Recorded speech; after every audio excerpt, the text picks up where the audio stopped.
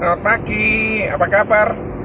Salam sejahtera, awali segala sesuatu dengan berdoa dan lakukan aktivitas yang memang menjadi bagianmu. Tuhan tidak pernah mengingkari janjinya memberkati setiap orang yang bekerja dengan sungguh-sungguh. Tetapi orang yang tidak bekerja, janganlah dia mengharapkan berkat dari Tuhan, karena orang yang bekerja wajib dia mendapatkan makan. Nah, kenapa sih seorang agen itu selalu mengalami beberapa dilema? Salah satu adalah zona nyaman. Zona nyaman ini dalam arti begini, oh iya aku sudah punya beberapa leader, oh iya rekrutanku sudah banyak, oh iya jualanku sudah banyak, sehingga dia lalai, terlena, dan dia tidak waspada, dan omsetnya dia mulai turun. Tetapi kalau dia mulai bekerja lagi, mulai mengubah aktivitasnya menjadi aktivitas yang berkelanjutan, maka dia tidak akan mengalami penurunan. Hal yang lain ialah dia selalu mengalami galau atau susah atau putus asa. Hal ini apa yang menyebabkan galau tersebut timbul dalam seorang agen? Bisa jadi karena dia selalu mencari alasan, melakukan pembenaran-pembenaran yang sebetulnya dia mau menghindar dari kesulitan dan permasalahan ini.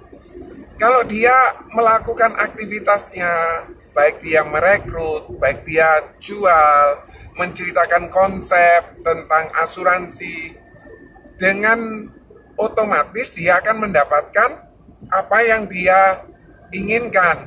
Contoh, semakin banyak dia menceritakan tentang program prudensial kepada banyak orang, semakin banyak pula komisi akan masuk. Meskipun penolakannya banyak, akan lebih presentasinya akan lebih banyak daripada orang yang tidak melakukan presentasi sama sekali. Kalau orang tidak melakukan presentasi atau dia melakukan presentasi hanya 5 dan 5 itu menolak, maka dia tidak akan dapat komisi. Tetapi kalau dia melakukan presentasi 10 atau 20 atau 30, tapi yang nolak katakan 30-10, masih ada 20 kemungkinan dia mesti dapat. Jadi hal ini membuat orang itu galau. Kenapa? Karena penolakan terjadi disebabkan karena apa yang dijelaskan tidak sesuai dengan kebutuhan orang tersebut. Karena apa yang diceritakan itu tidak jelas. Karena apa yang dijelaskan itu tidak menarik, sehingga orang tidak mengerti bahwa asuransi ini penting, tetapi dia tidak mendapatkan penjelasan yang sesuai dengan kebutuhan orang tersebut. Kalau dia jarang datang di acara pertemuan, kalau dia tidak menggunakan agenda kerja di dalam schedule-nya, dia seminggu ini mau melakukan aktivitas apa, kalau dia tidak melakukan prospek setiap hari, kalau dia tidak melakukan konsultasi dengan leader, lambat laun galau itu semakin lama semakin besar dan dia merasa bisnis ini sulit.